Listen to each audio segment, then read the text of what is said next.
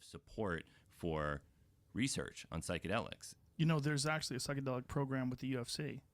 I did not know that. Yeah, John Hopkins is doing studies with former fighters and current fighters on CTE. One of the things about psilocybin that we know is that psilocybin actually helps regrow neurons. And it's one of the few things that really helps fighters with brain damage. And so they're conducting some studies right now. That's amazing. Yeah, it's really amazing. And they're doing some therapies, and I hope to get these guys on soon and talk to them about what they've done and what they're doing. But lion's mane is good for the brain, and there's several other different mushrooms, but psychedelics in general, particularly psilocybin. What do you know about psilocybin and the growth of neurons and people with brain damage? Do you know anything? Yeah, this is a hot area of research. There's someone named David Olson who's been publishing a lot of papers recently on psychedelic-induced neurogenesis, although most of his papers are oriented toward neurogenesis-inducing psychedelic derivatives that aren't actually psychedelic. But yeah, which is a great way to start it off, right? So then people are not experiencing psychoactive effects, doesn't change their state of consciousness, they're sober. Arguably it is, yeah. I do wonder, because, there have been a number of compounds, one notable one called NSI 189, that are very potent neurogenesis-inducing agents that do not have a impressive therapeutic effect that failed in clinical trials. So it's not as simple as just neurogenesis equals good. Mm-hmm. There needs to be something else, it seems. And the literature is contradictory. I think all these things are in their infancy, and we're just now starting to realize even a small fraction of their potential. And I think that there's an idea, a widely believed idea, that the reason that there's no medical scientific research on psychedelics, or at least there wasn't for a very long time, is because the government shut it all down, right? The government said these are evil drugs, no scientist is allowed to use them. And that was part of it. But that wasn't the whole picture. And what was, there was a group in Maryland called the Maryland Psychiatric Research Center, and they were the last group doing psychedelic research up until 1977, and then there was a big gap until Rick Strassman started his DMT studies in the late 80s, early 90s. So at the time that they were doing that psychedelic research that ended in 1977, they were just running out of funding. There wasn't a lot of interest in what they were doing. Mm-hmm. There was no pharmaceutical future for the therapy. No pharmaceutical companies were trying to commercialize any of it. They weren't seeing clients and making money off of it. And the university and the funding bodies weren't all that interested in it. And it just kind of died a sad, slow death of deprivation of funds and lack of public interest and enthusiasm. It wasn't like everyone was behind this and then the hammer of the government destroyed it. And I think that's a really important thing to remember, because pharmaceutical companies are extremely controversial. Like, everyone hates pharmaceutical, or they're pretty much ubiquitously despised by all people.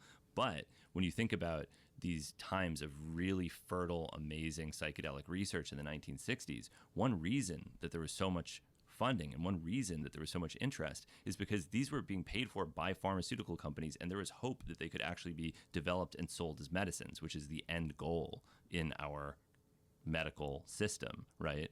And so I think that, as controversial as it is, the pharmaceutical interest in these substances is going to provide support that has been entirely absent until recently, and is going to really have the potential to push things forward.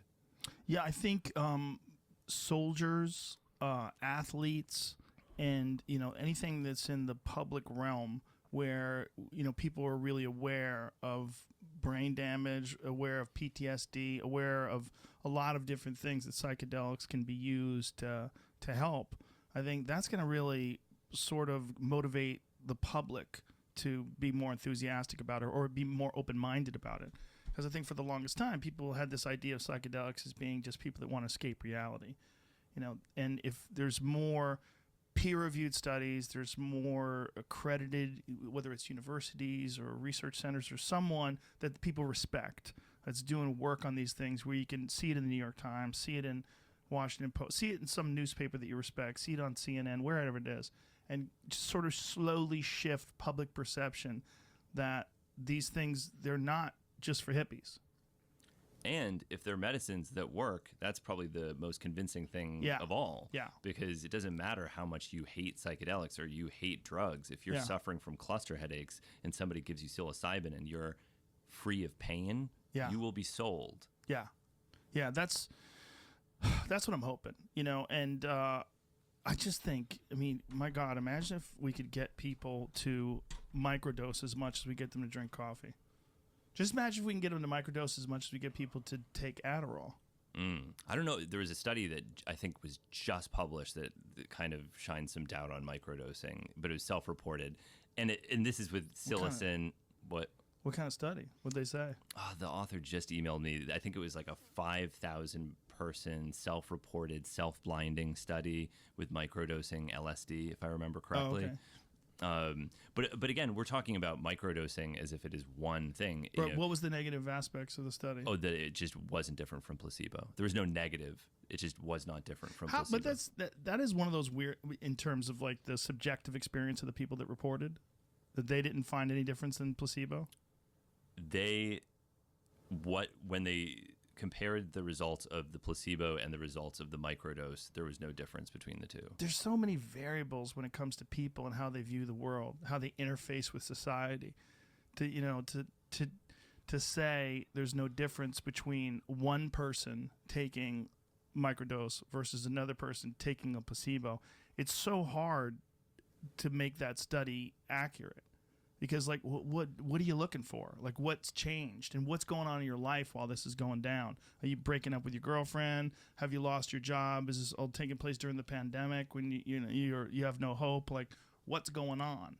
And versus what's going on with the other person that's taking the microdose or the other person is taking the placebo. There's just so many variables when it comes to human beings.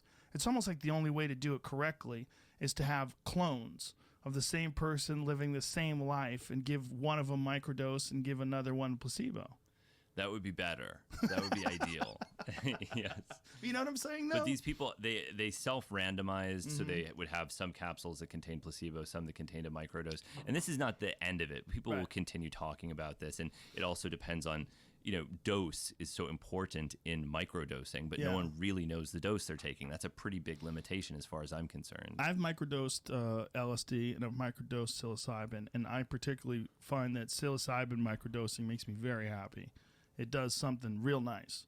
It just gives you a nice feeling, and I think it's real. I think if you feel nice and you feel happy, I think that influences the way you interact with people, which influences your whole life.